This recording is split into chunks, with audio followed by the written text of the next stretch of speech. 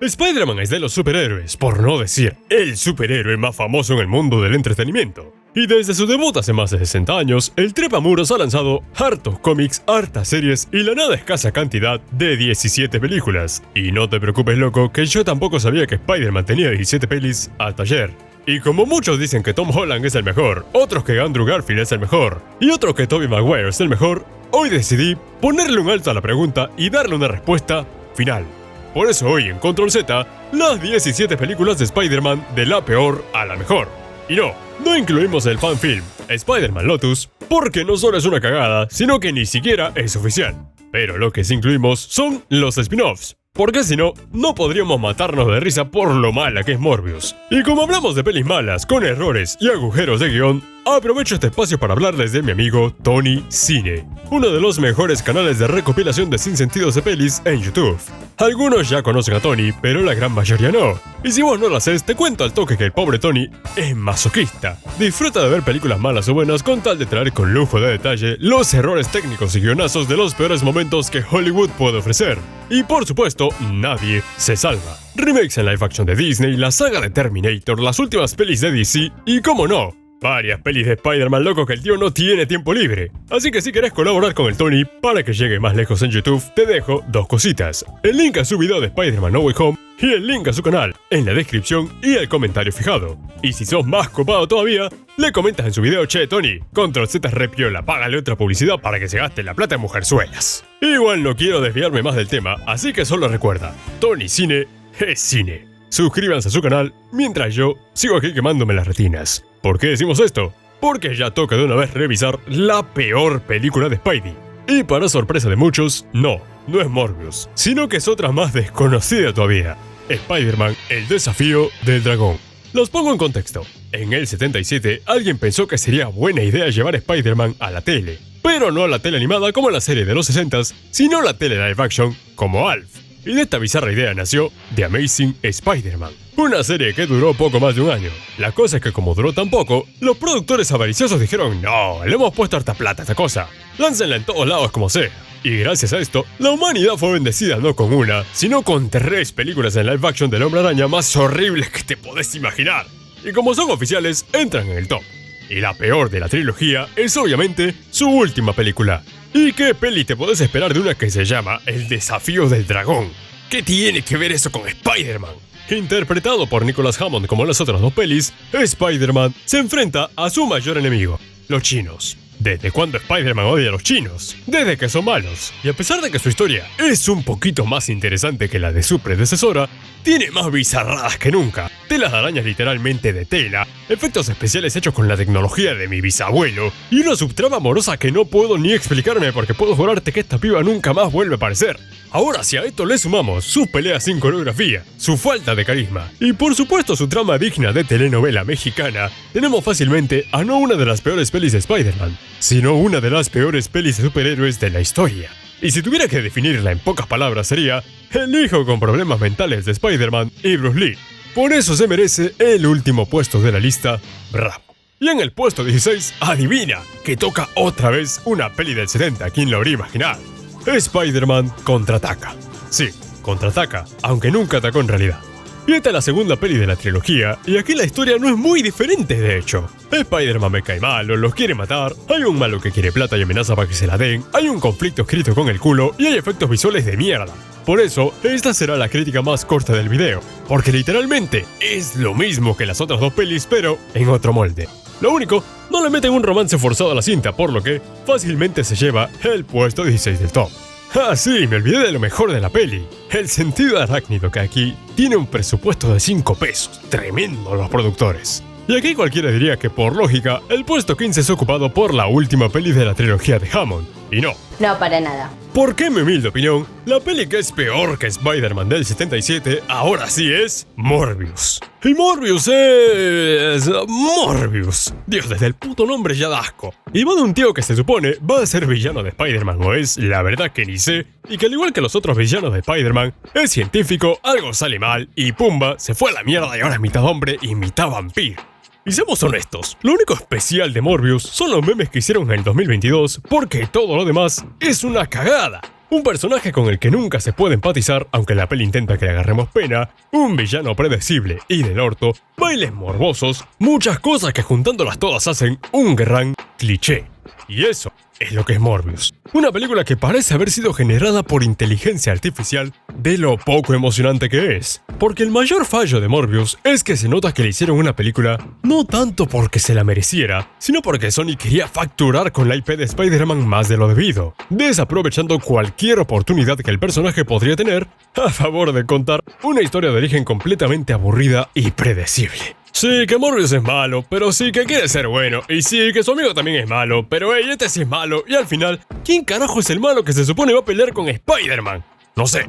Lo que sí sé es quién es un villano más malo que Morbius, y ese sería, obviamente, el protagonista del puesto 14. No sé por qué carajo existe esta peli, pero Venom Carnage liberado al menos es mejor que Morbius. Aún así, esto no quiere decir que sea una peli excelente, sino todo lo contrario. Apesta en muchos sentidos. Y creo que el mayor problema que tiene esta es que se llama que haya carnicería. O sea, que lo que te espera son matanzas, pero en vez de eso tenemos una típica comedia de amigos a la Ted, que se siente como si quisiera hacer una película para mayores como Deadpool, pero que por razones de dinero es para todo el público. La primera película fue súper genérica, pero hubieron dos factores que le subían la nota: Tom Hardy y la dinámica de Eddie con el simbionte. En esta, Tom Hardy sigue actuando bien y su dinámica con el simbionte es prácticamente la misma. Y ese es el problema de los personajes. Porque si ya viste al Eddie de la primera peli, también has visto este. O sea, que no ha cambiado nada. El otro problema, los villanos. Y estos están ahí. Y eso es todo. Desarrollo no tienen. Se supone que debemos simpatizar con una pareja que pasa como 5 minutos junta en toda la peli. Y Cassidy, pues solo es un asesino que asesina. Entonces, con una falta de trama decente, es de esperar que la acción puede entretener. Pero lamentablemente, apenas hay momentos memorables. No hay muchas secuencias de acción y al final es un enfrentamiento bastante aburrido entre Venom y Carnage. Pero habiendo dicho todo esto, debo decir que no es una película totalmente asquerosa. De hecho, es pasable, a diferencia de Morbius, pero deja totalmente de lado el concepto de villano de Spider-Man, pudiendo ser fácilmente otra secuela de T. Y si está en este puesto, es por eso. No tiene que ver técnicamente nada con Spider-Man o su universo, por lo que, ahí tenés. Y sé lo que estás pensando vos que ves este video en la pantalla del celular acostado en la cama en vez de lavar los platos que te pidió tu vieja. ¿Qué fue con el Spider-Man de los 70s? Pues, ese está en el puesto 13, con la última película de la trilogía de Nicholas Hammond, Spider-Man de 1977.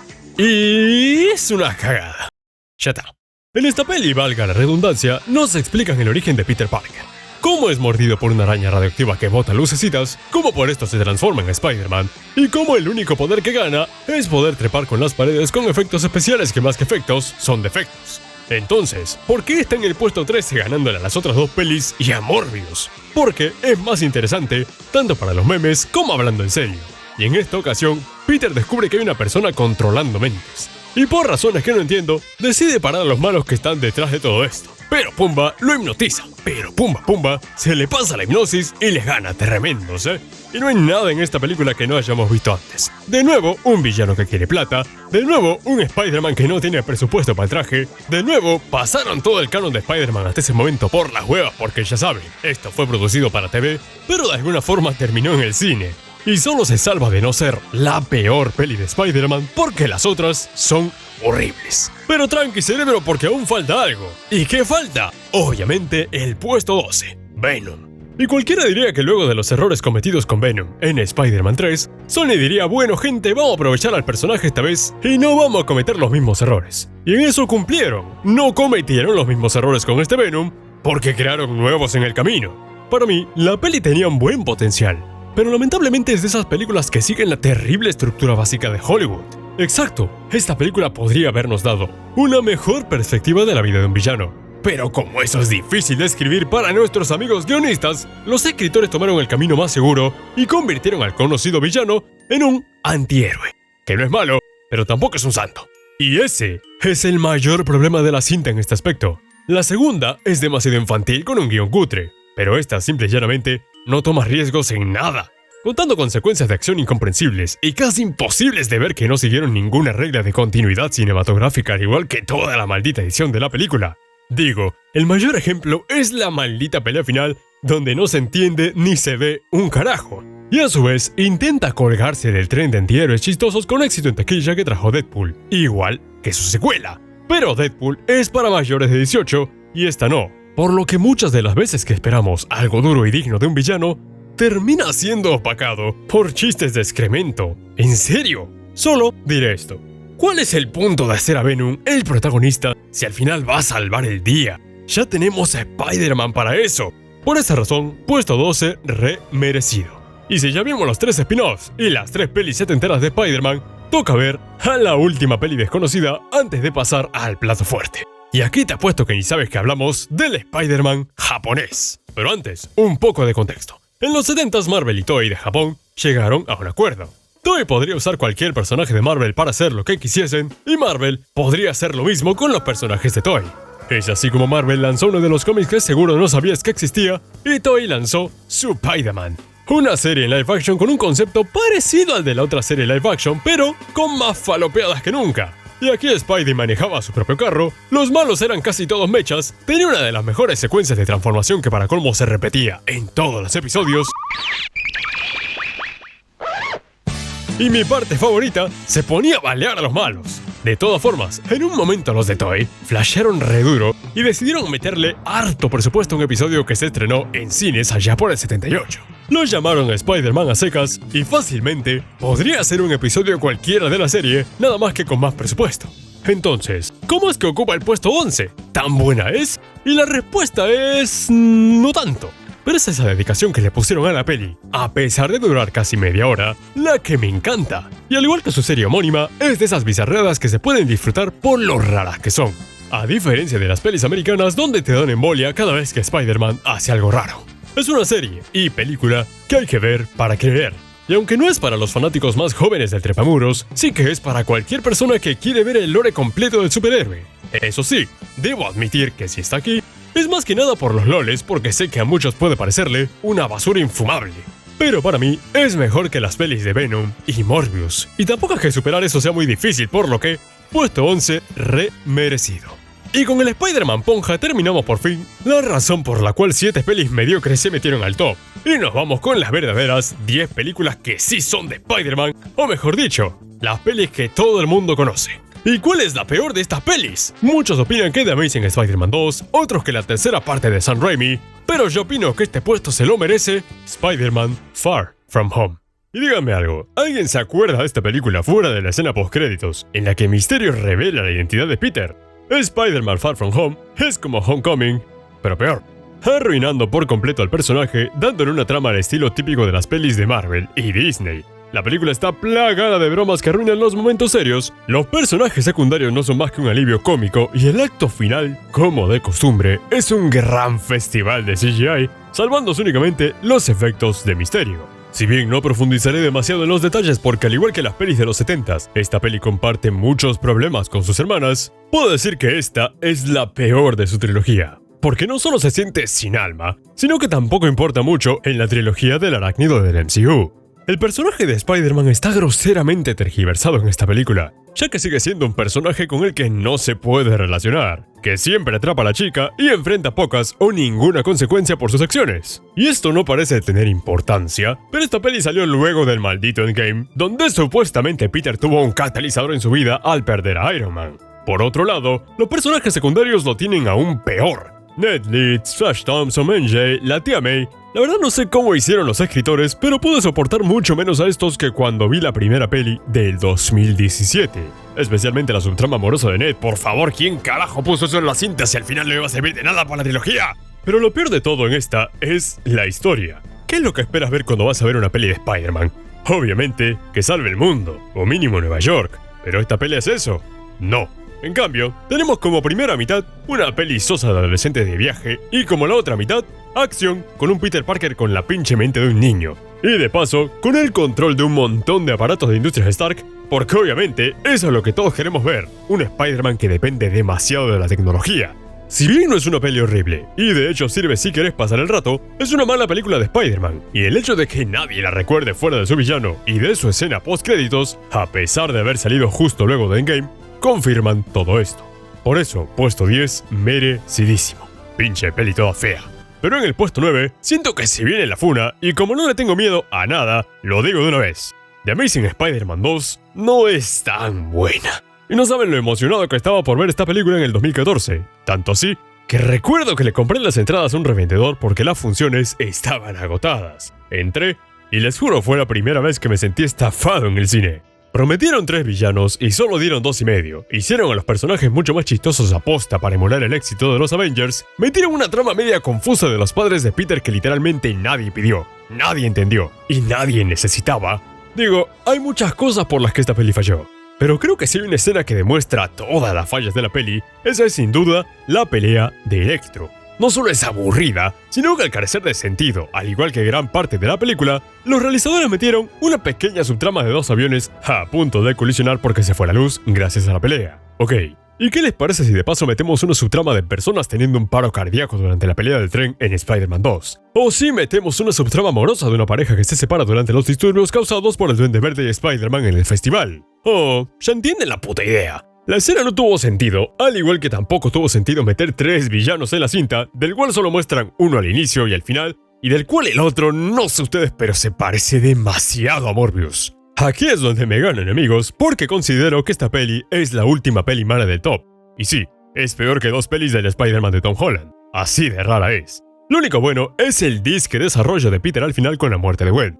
Pero todo lo demás está muy mal organizado. Nada tiene que ser ahí la subtrama de los padres de Peter, nada tiene que ser ahí Harry, nada tienen que hacer ahí los 6 siniestros que Sony quiso meter prácticamente con calzador. Y en serio, hay muchas cosas malas con la peli.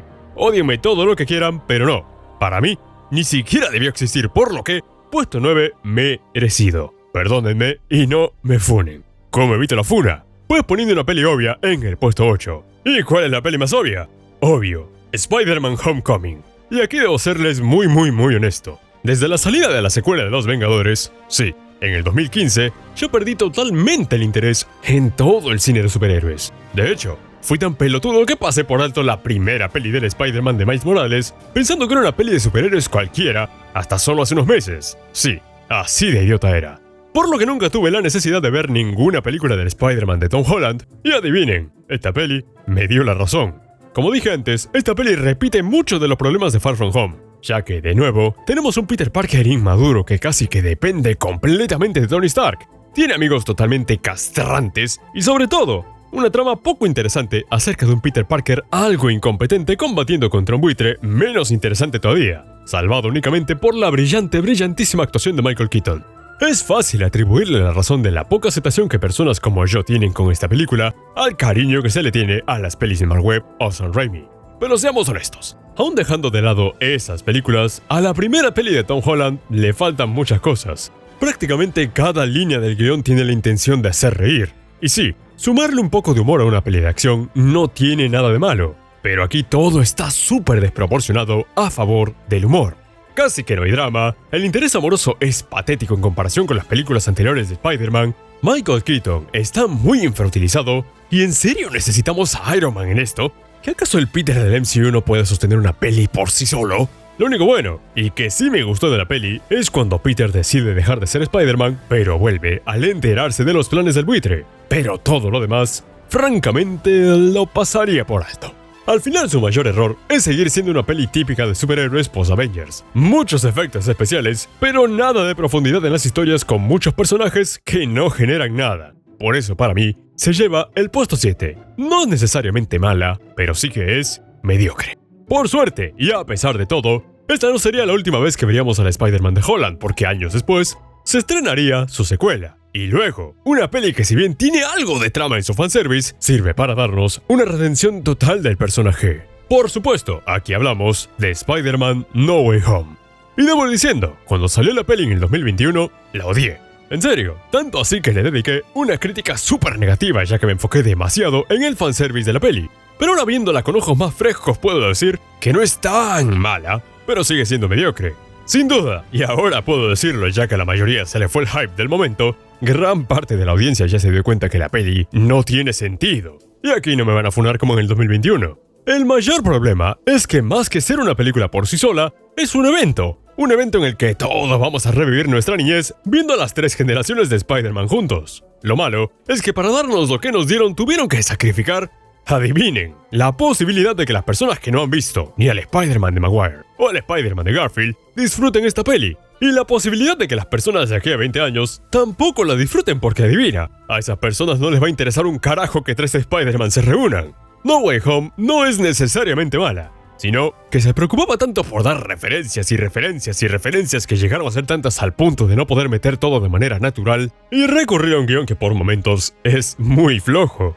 Digo, no saben cuántas personas encontré en internet que al ver la peli por segunda vez se llevaron tremenda decepción. Y lo único bueno, y la razón por la cual está en el puesto 7, es que a pesar de contar con tantos villanos y héroes, sorprendentemente no llega a ser tan desordenada como The Amazing Spider-Man 2. Y muy aparte de eso, sabe organizarse en su desorden, por así decirlo. Y sumándole a esto, la redención que el Peter Parker del MCU ya venía pidiendo a gritos en sus 2 películas anteriores, tenemos no una de las mejores pelis de Spider-Man, pero sí la mejor peli del Spider-Man de Holland de lejos. Habiéndola visto de nuevo, me di cuenta que ya no la odio tanto como antes. Digo, de hecho me gusta un poco más. Pero no dejo de pensar que quitándole el factor nostalgia y reemplazándolo por un desarrollo más íntimo de Peter Parker, la peli pudo salir mucho mejor. Por suerte, mi mayor miedo era que esta peli traiga una era oscura al cine en la que la nostalgia, recurriendo a personajes de antaño, sería el nuevo subgénero explotado por la industria. Pero eso no pasó demasiado. Solo con un par de pelis más que de hecho también fueron una mierda. Así que al final, la peli no fue tan tóxica como creía.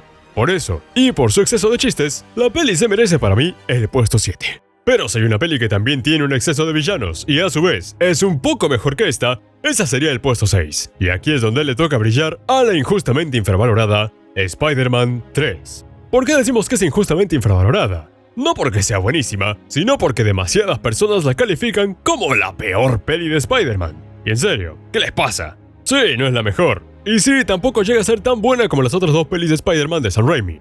Pero sobre todas las cosas, es un buen acercamiento a la faceta humana de Peter.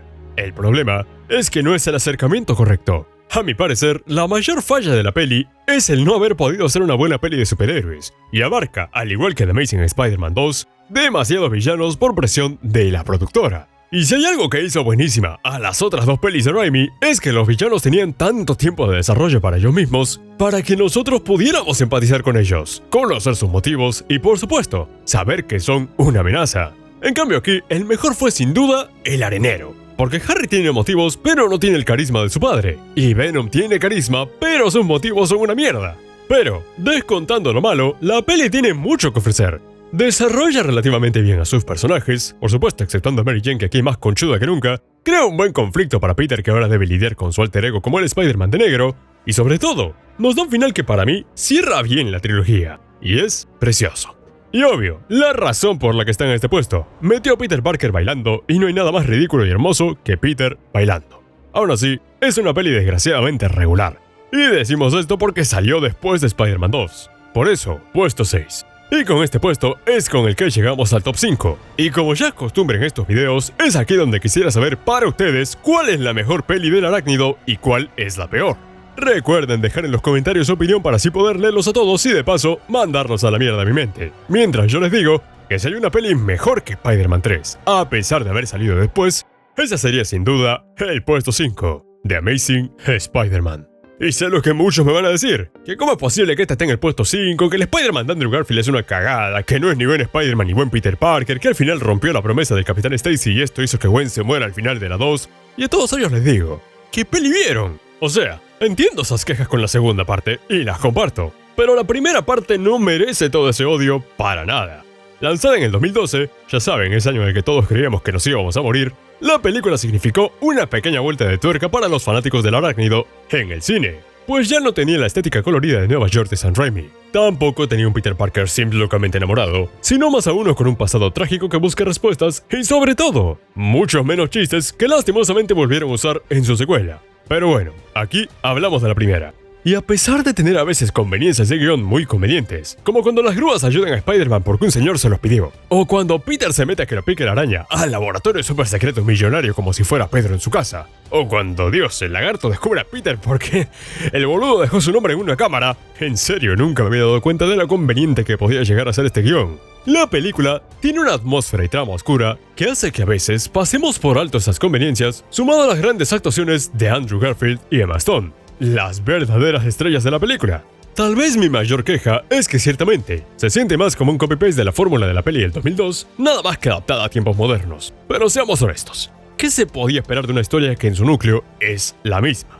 Con esto puedo decir que no es de las mejores pelis de Spider-Man, y me atrevo a confesar que si está en el puesto 5 no es tanto por su calidad, sino más bien por default.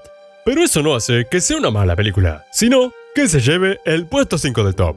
Y ahora sí, se viene lo bueno, jóvenes, porque solo quedan 4 películas y estas 4 juntas se llevan de encuentro a toda la maldita fase 4 de Marvel. ¿Pero cuál de estas va en el puesto 4? Pues la peli más reciente lanzada en los cines, Spider-Man Across the Spider-Verse. Y debo decir que al igual que muchos, la grandeza de la primera película hizo que me emocionara demasiado por esta. Pero tristemente, como dicen por ahí, si esperas decepcionarte, nunca terminarás decepcionado. Y si esperas que algo te encante, puede que no salga tan bien. No malinterpreten estas palabras, la peli me encantó, pero le faltaron muchas cosas para ser considerada una obra maestra como lo es la peli anterior. De animación no quiero hablar aquí. Pienso que cualquiera con 2 ojos puede darse cuenta que es lo mejor que se ha hecho hasta ahora, y mencionarlo solo alargaría el video. Hablemos de la trama. Y al igual que su predecesora, Across the Spider-Verse deja de lado la banalidad de muchas películas de superhéroes para traernos un desarrollo emocional de todos y cada uno de sus personajes. Esta vez Miles presenta un arco de personaje diferente al de su película anterior, redefiniendo tanto a Spider-Man como a la pregunta que muchas películas del arácnido ya nos habían dado antes.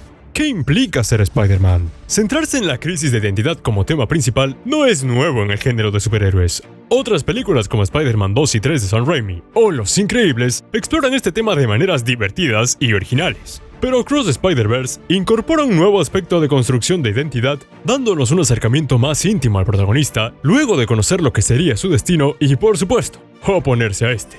Muy aparte de eso, y esto es algo en lo que sí supera la peli anterior, es en sus diálogos, pues al tocar una pregunta mucho más filosófica, termina creando respuestas más interesantes. Las conversaciones que Miles tiene con sus padres en diversos momentos de la película son realmente humanas. El personaje de Miguel es realmente amenazante y complejo a la vez, debido a su naturaleza como una persona que ha sufrido y solo quiere hacer lo correcto. Pero sin duda, el drama que vive Gwen en su propio universo y su posterior resolución es para mí lo mejor de la película. Pero si tuviera que dar una queja, no daría una, sino 2. La primera es que lleva el concepto del Spider-Verse más allá con los eventos canónicos. Y si bien la trama construida en base a eso sí que no molesta, al contrario es excelente, llega un punto en el que eso se vuelve un poco autorreferencial y obviamente no todos van a saber qué carajo es un evento canónico si no conocen al personaje fuera de las 2 películas. Y la segunda queja es que, querámoslo o no, es una primera parte. No al estilo de Infinity War, sino más al estilo de telenovela mexicana que acaba a fin de año en un cliffhanger y dice continuará. Y esto hace que la historia per se sienta algo incompleta. De todas formas, eso no quita que es un peliculón y que probablemente esos errores se solucionen cuando salga la segunda parte en unos años. Por lo que si está en el puesto 4 es más que nada porque todavía no termina y quién sabe, cuando salga la segunda parte escala al puesto 1. Across the Spider-Verse nos recuerda que el resultado del futuro está en nuestras manos y es nuestra responsabilidad aceptar el desafío. La verdadera pregunta es, ¿estamos dispuestos a hacerlo? Estaré subiendo un video analizando completamente a detalle esta peli, si es que no lo he subido ya, pero por todas estas cosas considero que el puesto 4 en este top lo tiene más que merecido. Pero en el puesto 3 sí que hay una joyita, porque no solo fue la introducción de muchos nosotros al mundo de Peter Parker, sino también al mundo de los superhéroes de la mejor manera. Y claro, esta peli es Spider-Man del 2002. Hablar de Spider-Man del 2002 es hablar del inicio del cine de superhéroes moderno, porque si bien el cine de superhéroes siempre ha existido, en los 70s adquirió fama de blockbuster con Superman y en los 2000 con los X-Men, fue Spider-Man 1 de Sam Raimi la película que provocó la revolución y la que impulsó el mercado del cine actual de superhéroes como lo conocemos hoy en día. No solo por su previa popularidad con sus series animadas, sino también por la calidad de la misma película. Y es aquí donde nos preguntamos, ¿Acaso la gente ama esta película solo por nostalgia o por haber sido la que inició todo? Y la respuesta claramente es no. Porque si vos ves la peli a día de hoy, sigue cautivando tal y como lo hizo hace más de 20 años, ya que además de las típicas batallas del bien y el mal, la cinta también incluye una base emocional inteligente y elocuente para nuestro personaje. Al enfrentarse a sus nuevos y extraños poderes, Peter Parker también se enfrenta a sus responsabilidades como superhéroe y ser humano. Y es esta dualidad entre villanos y problemas cotidianos lo que hace que esta peli sea fenomenal. El enamoramiento de Peter con Mary Jane recibe la misma importancia que su lucha contra el Duende Verde. Y de la misma forma, los problemas emocionales que obtiene luego de la inesperada muerte de su tío. Y todo esto porque esto es lo que hace que Peter se convierta en el Hombre Araña. Esto lo forma en pantalla para que nosotros entendamos sus principios y sobre todo, esto es lo que hace que Peter Parker sea tan buen personaje. Fuera de nuestro protagonista, la genialidad no cambia. Pues la historia, lejos de ser tediosa, nos pone al filo de la silla en más de una ocasión, mencionando, obviamente, la muerte del tío Ben, el momento en el que Peter comienza a entrenar para convertirse en el Hombre Araña, y la pelea final con el Duende que tiene una edición espectacular carente de música tremenda. Muy aparte de eso, la mayoría de personajes son interpretados magistralmente. Willem Dafoe, Tobey Maguire, Kirsten Dunst, todos ellos se sienten en casa con sus personajes y obviamente J.K. Simmons nació para ser J. Jonah Jameson.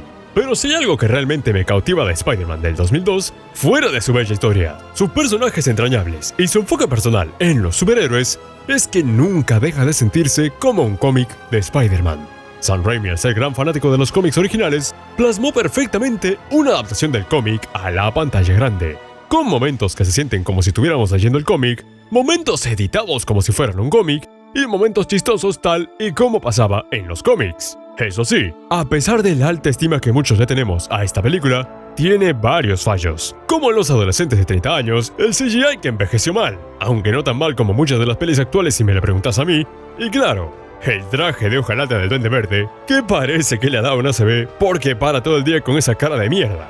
Pero, y me perdonan fans de Raimi, si le pudiera quitar algo a la película, sería a Mary Jane. Y ojo, a Mary Jane, no a la relación de Peter y Mary Jane. El personaje se me hace tan inconsistente no solo en esta sino en las otras dos pelis, pero es aquí donde ella casi nunca le para bolas a Peter. Es más, la nena cambia de novio en la peli más veces que las que yo me cambio el calzoncillo, y nunca se demuestra el verdadero amor por el protagonista con excepción de dos escenas. Cuando se ven en el hospital y cuando Mary Jane lo besa a la fuerza al final diciéndole «Che, siempre te amé». De todas formas, sin ella no avanza la trama, por eso se la perdono. Dicho todo esto, Spider-Man del 2002 no es necesariamente una obra maestra. Y ya se ha demostrado que Spider-Man pudo tomar esto y mejorar demasiado con los años. Pero el haber sido hecha en una época sin demasiadas referencias, tan solo con el amor del director hacia los cómics originales, y aún así haber salido tan bien, ya la hacen una peli importante para el cine de superhéroes y nos enseña dos cosas. Que las pelis buenas se hacen con el corazón y sobre todo, que con un gran poder viene una gran responsabilidad. Por eso es que esta peli está en el puesto 3, porque se lo merece. Y en el puesto 2, la que algunos consideran la mejor película de Spider-Man jamás hecha. Y sí, es buenísima y no tiene nada que envidiarle al puesto 1 de hecho. Y la única razón por la que está en el puesto 2 se debe a que el puesto 1 pavimentó mucho más el camino. Y con esto ya les revelé que el puesto 2 es Spider-Man Into the Spider-Verse. Si tuviéramos una lista de todo lo que se puede hacer para hacer una película casi perfecta, esta película cumple todos los requisitos. Desde su estreno la gente no ha podido dejar de hablar de ella. Incontables menciones a su animación espectacular, al corazón de la propia cinta, a su naturaleza filosófica, muchas cosas positivas que llevan esta peli a lo más alto.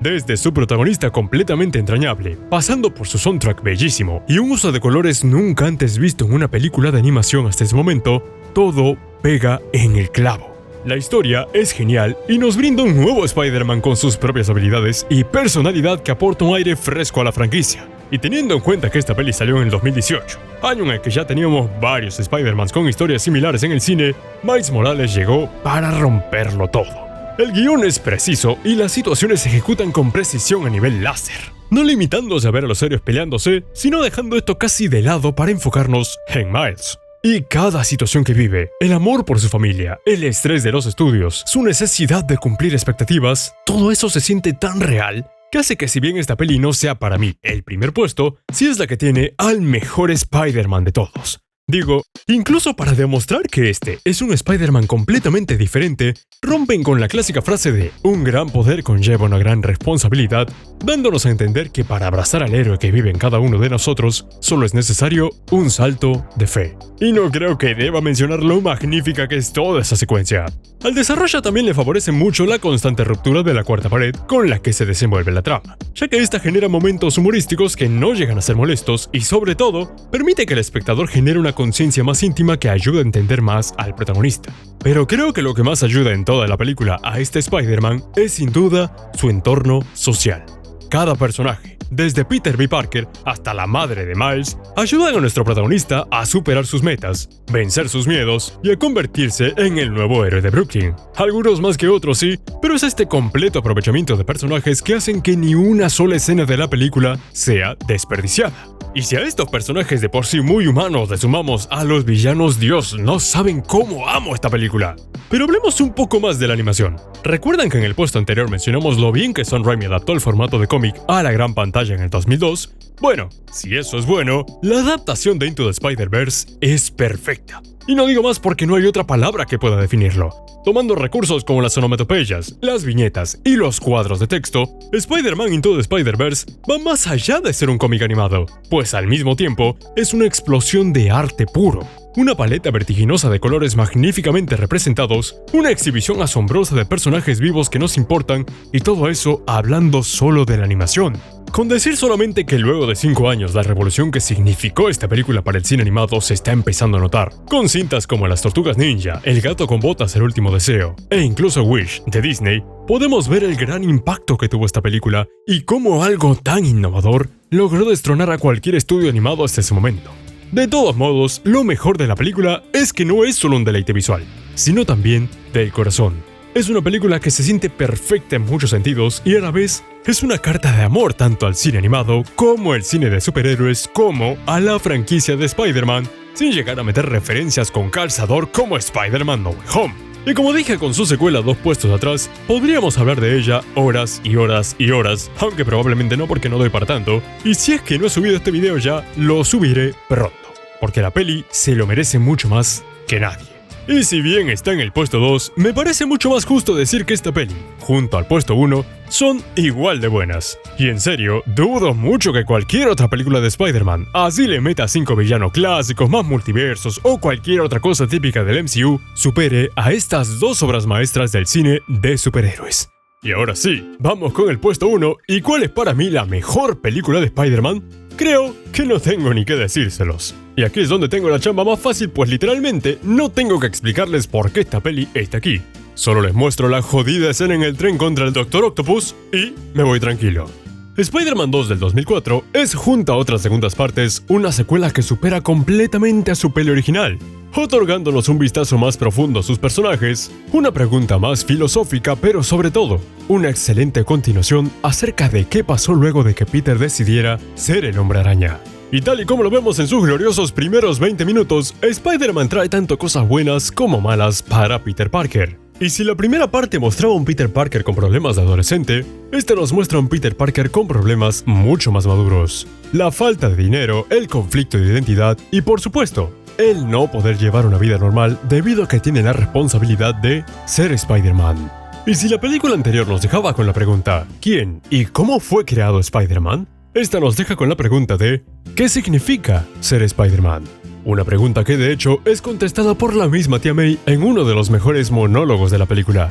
Hay un héroe en todos nosotros, nos da fuerza, nos hace nobles, nos mantiene honestos y al final nos permite morir con orgullo. Aunque a veces haya que ser firmes y renunciar a aquello que más queremos, hasta nuestros sueños. Y sí, obviamente la vieja no le dijo eso a Peter sabiendo que era Spider-Man, sino que posiblemente justo le haya dado un cuadro de demencia, pero bueno. Posiblemente la palabra que estoy buscando para esta película es que es realista. No se aferra a los mitos de superhéroes como Batman, Superman o incluso el mismo Spider-Man de la película anterior, sino que nos muestra la cruda realidad de lo que significa ser superhéroe, anteponer su responsabilidad como héroe frente a su vida personal. Y este Spider-Man lo sabe. Y sí, parece que para este punto todos somos sadomasoquistas porque estamos celebrando que al pobre Peter Parker le saquen la mierda en la vida una y otra vez. Pero afortunadamente no todo es oscuridad. Y lo destacable de esta película, fuera del gran desarrollo para Peter, es que en ningún momento nos olvidamos que la película va del Hombre Araña. ¿Y qué villano puede ser mejor para esta cinta sino el Doctor Octopus? Quien es tremendo porque no solo es mucho más amenazante que el Duende Verde, sino que llega a empatizar mucho más con Peter.